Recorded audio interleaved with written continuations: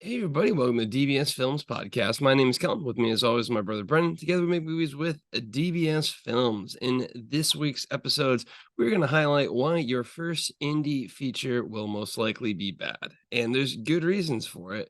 And there's reasons that we've learned and there's reasons that other filmmakers have learned, and really just kind of highlights the process. So in these episodes, we're basically going to hop into what you can kind of expect to happen on your first indie films. As always, be sure to take a look at our Discord channel online, because we make movies for our fans, with our fans. So if you ever want to be part of the movie making process, all you have to do is join our Discord channel for cast, crew auditions, and even more behind the scenes awesomeness. Our newest feature, Horror in the Forest, could be out by the time you're listening to it. So if it is, be sure to go ahead, give us a rent and a review. So again, really in this episode, I wanted to kind of highlight a theme that we see a lot in indie filmmaking and the reasons for it. I think one of the biggest things I want to highlight in this episode is just kind of how filmmaking is honestly seen a lot differently versus other arts and creative processes out there. There's really this difference in filmmaking where I feel like a lot of people believe that they can make movies. One, I think movies are so accessible, it's easy to watch, it's easy to think, hey, I can create an idea, I can do all these things. But I think what people really miss out is the actual creative part of it is really just a fraction of the whole management process that goes into filmmaking. So, just to kind of hop right in there, you think a lot of people completely misunderstand what being a filmmaker actually means, in the sense of having to organize this entire behemoth of a production, where most people think it's just, you have unlimited creativity and you snap your finger and you get exactly what's on your head to come onto the screen. Yeah, I would say that filmmaking and running a business are very similar, as in both people think that they could do it. Everyone thinks that they can run a business, that they can make a lot of money, and it is extremely difficult. Hence, the 99% of people who fail at running a business. And I probably wager 99% of people will fail at making the movie that they want to make the first time that they do it. So it's difficult and it looks easy on paper. Everyone, like you said, everyone's like, I have a really good script, I have a really good idea. I'm going to go out there, I'm going to snap my fingers together, and it's going to come out perfectly.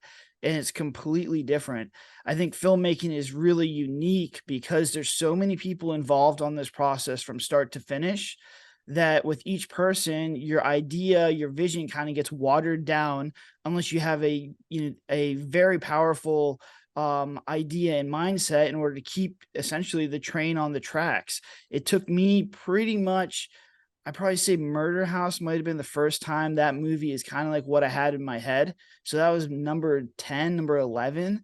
And so that took a lot of time for me just to tell the story that I wanted to tell, let alone, that story, whatever you think of it, probably isn't the best story to be told. So just to get to the point of being able to tell a story, let alone whether it's good or bad, took me 11 movies to make. So if you're trying to do this on your first movie, good luck. It's going to be very difficult because you just don't have the experience. You don't have the know-how to make sure that everyone is aligned all the way through, to get that vision that you want to kind of tell for that story that you want to, make a movie out of.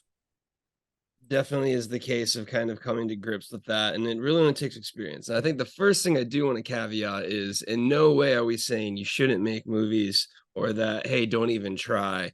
It's important, and supporting a filmmaker and all of indie filmmakers is huge. Getting any movie done is a massive milestone there.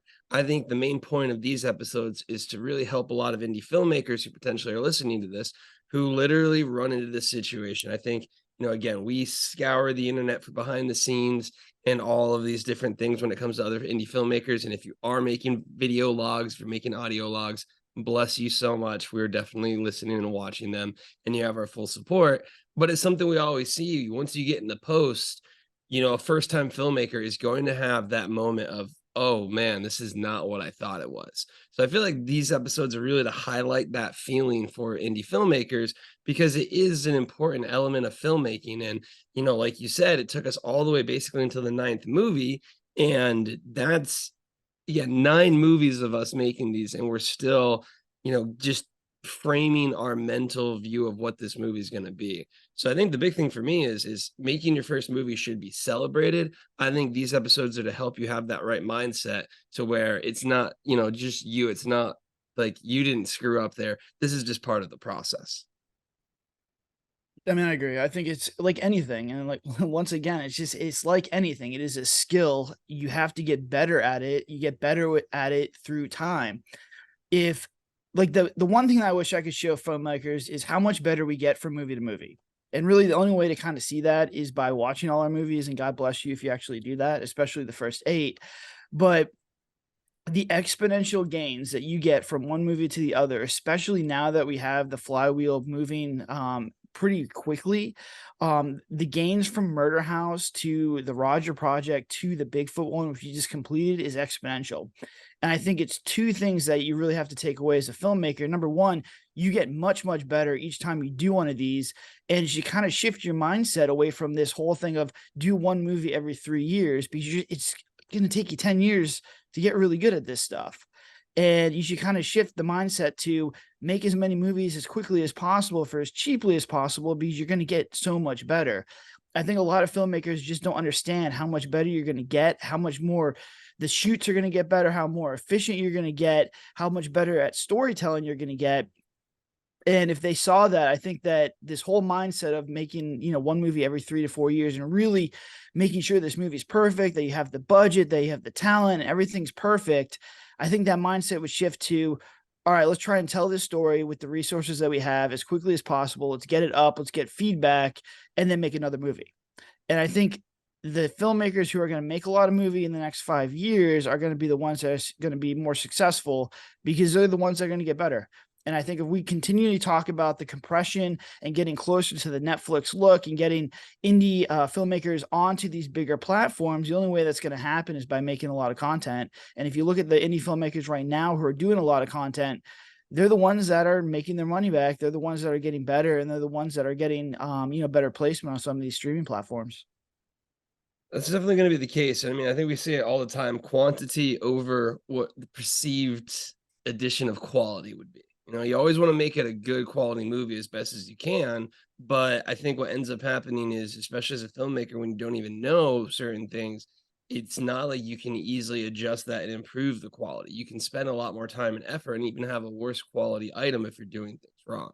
So I think the next thing I really want to tackle, and this is something unique in filmmaking that I really want to, one, give into potential filmmakers' heads because they might have this mindset.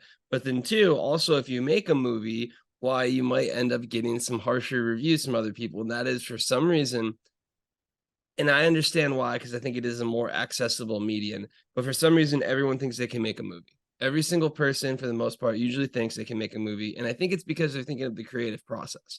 And I will agree in the sense that I think anyone can tell a story. But again, if you haven't actually done what filmmaking is, then you don't really know the details of it. And I think we have an amazing analogy going, which is basically any other art, you would not have the same thing. You would sit down, you watch a movie, and then you go, you know what I could do? I could make a better movie. When was the last time you sat down at a concert, watched someone play? And this is, again, you have no experience playing any instruments because you have no experience filmmaking. And then they go on set, they play something, and you're like, you know what? I can play better than that. So I think, one, it's something where you're going to be overconfident going into this project, but then also other people, when they watch your end result project, they're going to naturally think they can do better too. So it's a very weird mindset that occurs in filmmaking. But it is something that I think filmmakers need to understand so they don't go into overconfident. And then two, understand why people have more feedback, because they think, they know what they're doing. They think they know what they're talking about, but they have not the slightest clue. Yeah, the reviews are always harsher, especially on indie stuff. For the point that the point that you made, basically everyone thinks that they can do it, and it's very easy to look at a finished film and be like, oh, this is an issue, this is an issue, this is an issue, this is an issue. And some of those things could have been script issues. You never know what happens during shooting, especially with indie films. There's a lot of things that just go wrong, or you have to kind of pivot. And then when you get to the editing part of the process, there's a lot of things that you just have to kind of concede in order to make the movie better. You maybe have to speed up scenes or not develop plots or cut a lot of footage or cut things differently. And there's a lot of times where, the choices that I made on some of these films just were not the right choices. They just were not good choices. And unfortunately, you don't realize that until you make a finished product. But that's part of learning. That's part of, getting better, because now I'm like, all right, I'm not going to do that thing again. I'm just not going to go down that road, and I put it on the ban list. But you only get that through experience. It's not like I purposely went out there and I was like, no, this is the way to do it, and then I put it in the movie and it's a horrible thing. I'm like, no, that's, that was the right choice. Most of the time I just made a mistake, and you just kind of learn from it and you move on, and we're on the next project. So I don't really linger on it. If I had one movie and I made a whole bunch of bad choices, then yeah, it probably would hurt a little bit more. But I'm on to the next one. We're on to the Roger Project. We're on to the Bigfoot. We take it, we learn, and go forward. I think the second problem that you have is nobody's really seen a movie under $1 million. It's just, people just don't watch movies, indie movies. There's communities of people that do watch indie movies on Tubi, and usually it's filmmakers and it's found footage people. That's pretty much it. If you were to show it to your friend, immediately they could tell that it's a low budget movie because it's less than $1 million. To cheat that look, to cheat the high profile acting, all the details that go into $1 million movie are almost impossible to replicate on an indie level. And in order to compensate for that, you have to basically have a really, really, really good story, and you have to have really, really good acting. And those are two things that are very difficult for an indie set or an indie filmmaking company to do. So immediately you're compared to Top Gun. And especially for us, where we're very good at marketing, I'm marketing to people who like horror movies, who like bigger budget stuff. So they're clicking this ad and then they're buying our movie and they're like, what is this? This is not Top Gun. This is not Hereditary. This is not The Boogeyman or some of these bigger movies. And immediately they get pissed. But that's just the nature of the beast. And you have to get these people, you have to expand your audience. For every, 20 people who are going to be upset that your movie is not $100 million movie, you might find one or two that kind of like the concept or like what you're doing, and those people are worth it. But unfortunately, for most indie films, if you kind of look at them, a 5 is very good on IMDb. 4 is very good on IMDb. Anything less than 4, I think you can kind of start to see the flaws in the movie at that point. But there's very, very few indie movies that have good reviews. It's just the nature of the beast. So you kind of should expect this going into it, that your actors are going to get bad reviews, that your production's going to get bad reviews, that, it's just going to come. You're not going to go out there and get tens, all the way through. It's just not going to happen. And I think a lot of indie filmmakers kind of get, punched in the gut when they see these reviews come in, and they come in quickly. But here's the thing. It's good to get these reviews because some of them will give you valuable feedback, is one of the most important things. 2, it means your movie's selling. If I don't see 1-star reviews, I get very concerned, because that means the movie's not coming. And I'm always like texting with actors, or I'm texting with Kel. I'm like, where are these 1 stars? Because if we're not getting 1 stars, it means we're not hitting the audience that we need to be hitting. So when you do get these 1 stars and these bad reviews, that means your marketing is working, and it's a good thing. But I think you kind of just have to read all the reviews. I read all the reviews. I go through IMDb, I go through Amazon, read them all. I try and isolate what people have the biggest issue with, whether it's just the way I shot it, the way it's directed, story issues, or acting issues. And I take that feedback and I move on. And that's pretty much it. But you're going to get a lot of people who are like, 1 star, this looks like a high school movie, is a one that we get a lot, which I think is absolutely hilarious. But you just got to take the feedback and move on. That's it. I mean, these people, some people just like to shit on things. That's just the nature of the beast, especially with like TikTok and Instagram. But take the feedback, move on, make another movie, and you'll be more successful. I think the last thing I really want to kind of dive into on this episode is, again, the mindset of why your first movie is likely to be bad. And then the next episode, we'll kind of talk into the specifics of what's going to do that for you, most likely. But I think, everything we're talking about is a double-edged sword to why the indie filmmaking process, typically that first feature will break a filmmaker. And, as we're talking about, one, in your head, it's always going to be much better than what's actually going to come out because you have no clue. You're not clue of the process. So there's so many things that can go wrong. But I think the pure design of how at least filmmaking is still being pitched to people out there, where it's you just got to make one, then you'll be able to contact someone, make a bigger one. You'll be able to contact someone and make a bigger one. And then from there, you kind of get like the flywheel moving because someone is like, hey, let's level you up in this sense. So, in most filmmakers' mindset, it's almost kind of like, I have to give all of my resources to get this one feature, but this one feature, I'll put my entire hopes and dreams on it, and it'll do really great. And then I'll be a filmmaker. Problem with that, as we mentioned, your first film is most likely going to be bad. So I think what ends up happening is if you had the mindset that this film is going to be bad because I am a beginner and because beginners need to learn, and having something be bad is the first step to actually being really good because you can identify those things. But again, as a filmmaker, if you're heading into this with this idea that one, it's easy and you can do it, and two, you have to make this a big project so then that you can get a bigger project, you end up instead of making a small contained movie that you can recoup the costs on easily, that you can get the benefit from learning, you might find yourself making 100 grand, 200 grand. I mean, again, some of these first time filmmakers, somehow they get budgets 500,000, 1.5 million. I mean, it can scale up quickly for these filmmakers. And, we always look at stories of someone, spending maybe 1 million plus on their first feature. Man, that's like, that's like 50 features for us. That's a lot of features that you can do. And I think it's such a misstep that we see so commonly because of how the concept of films is you want to make the biggest thing you can make so then you can work on a bigger feature versus the concept of, hey, my first movie is probably going to be pretty bad. Let me contain this. Let me make this a learning process.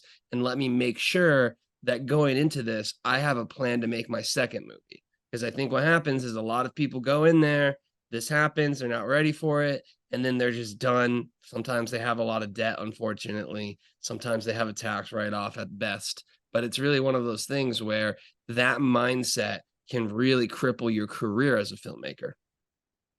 Yeah, especially on the indie scene.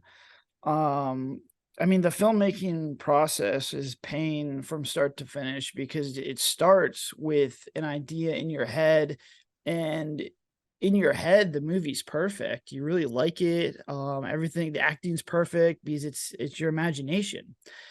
The problem is that once you start, to write the script is going to be concessions. When you're on set, it's going to be concessions. Acting is not like you have in your head. You're going to have a lot of problems. And then you go to editing, and that's even more problems. Editing is probably the most painful point for most directors because at that point, you can't really make the movie any better. You can add some pickups. You can add some special effects. You can delay the inevitable, but for the most part, unless you want to shoot another movie, this is the footage you're going to get, and it looks completely different than what you had in your head for the last couple of years. So it's not a good process. And then you finally release it, and the reviews come in. The reviews are not good, and then you finally get that royalty check 6 months later, and it's peanuts. It's almost nothing. So to continue this process and make another movie is very difficult because there's really no light on the end of the tunnel because you've gone through this whole thing and nothing really worked out well. And so I give a lot of respect to filmmakers who do make two movies. I think it's it shows the perseverance to go through this. And I think the second movie will be better, and I think you'll be more or better prepared to kind of do this stuff. But I do want to highlight first-time filmmakers who make a really good movie the first time. And they could be really talented. It could be very good. But if you kind of look at the producers, it's usually the producers on this project. And the biggest one I could kind of bring up as an example is Blumhouse. There's a lot of movies that Blumhouse produced that turned out very good for the first-time filmmakers. And then the filmmakers go and try and make other movies, and they've been horrible. They're the only one that they had is Blumhouse. I think A24 also does a very good job of cultivating new directors. But you can kind of see whenever those directors start to get a little bit more freedom, get a little bit more rope, their movies fall off a cliff very, very quickly. So making a good film, obviously it starts with the director, but it's also the team that's put around that director. How many talented people work with that director? Because once again, filmmaking is a team sport. But I think a lot of times it comes from producers who've been through this process and can say, hey, don't do this. We did it before. It was bad. Um, Go in another direction. And I think it would be interesting to see if I did produce a movie, how much I could get out of a first time director, just knowing all the pitfalls. But if you're coming in with no experience on any of these films, if you're coming in with no experience on filmmaking or indie sets in particular, because indie is extremely difficult in the Hollywood system, um, I try and surround yourself with people who've done this stuff before would be the biggest lesson. And we try to do this with the first date. We try to surround ourselves with people who had experience doing this stuff, and it still didn't work out just because me as a director didn't have the experience that was needed. And it caused a lot of issues. So I think that's a pretty big lesson, as if you haven't done this before, one way to kind of help yourself out is to try and find people who are involved in the indie scene or have produced and actually uploaded movies. And I think that might, save you just a little bit of headache. I think that's actually one good last point to kind of highlight is, the roles in all feature films are not created equally in the sense of on the scale of the indie scene. One thing that you kind of mentioned is like Blumhouse does a fantastic job. And I think there's examples there where, like you were saying, you have a really good production team. When you're doing indie filmmaking, typically you are the production team. So I think there is kind of one last caveat to really talk about is, you know, a director on the set of a Hollywood film might only be making creative decisions for the most part, where they have a team of producers kind of they coordinate everything for you. And you are the producer and you are the indie filmmaker, you're typically wearing multiple hats. So on top of making those creative decisions, you're also the one doing the production. You're the one basically coordinating everything. So I think that's something too to kind of get an idea of is there's so many different elements of movie making and filmmaking that on the different scales, it might, dramatically change what actual roles you're supposed to do.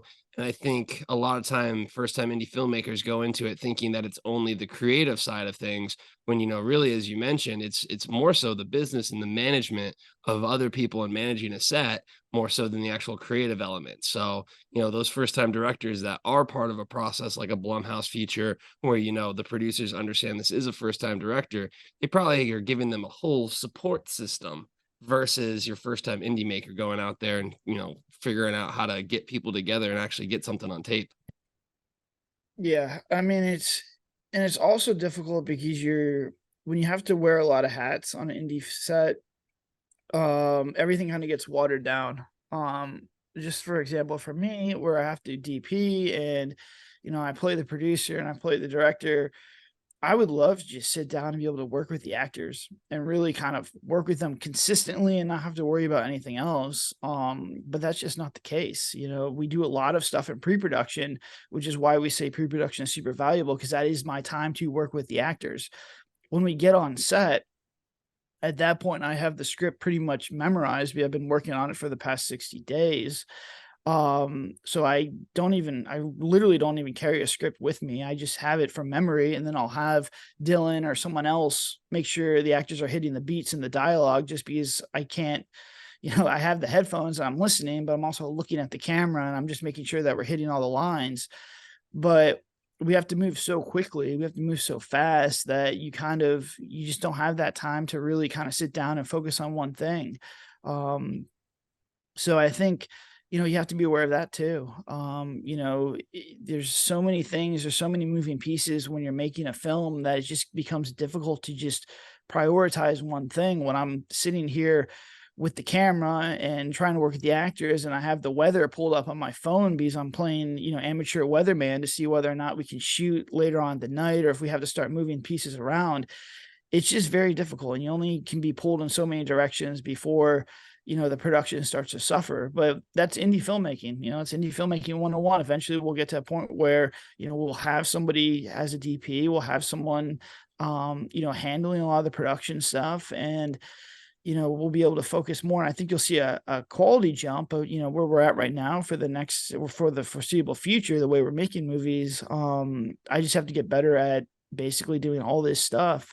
But it's something you have to keep in mind as an indie filmmaker. You're going to be wearing a lot of hats, and the hats are difficult, and it's going to cause you to, kind of pull your direction or your attention in different directions. So you got to be ready for that. And if you're not prepared, I think a lot of people in a lot of nervous breakdowns on set when they get on set and realize, oh my God, there's 20 people asking me all these questions. I have to figure out what we're going to shoot. What are we going to do with all this stuff? These actors aren't, doing what I want them to do. How do I fix this? And the best way to do that is just pre-production. But if you don't do your pre-production, man, you get on set and you don't have your pre-production done, that's like doing your homework or studying before a test. And you get there, you're in for a world of pain, because it comes at you fast, and you got a lot on the line to make these indie movies. So just keep that in mind when you guys start making your first feature. Yep, that is definitely going to be the case. So that's going to wrap up this episode. Again, in our next episode, we're going to get into the details of why your first indie feature is most likely going to be bad. But as we mentioned in the beginning, this is all part of the process, and massive support to every single filmmaker out there who is making their dreams come true by making their first indie feature, because it is a massive milestone and it does get easier. So be sure to take a look at our Discord channel online. We make movies for our fans with our fans. If you ever want to be part of the movie making process, that is the place to be. Or in the Forest could potentially be out. A rent and review means the world to us. But until then, have a good one, my friends.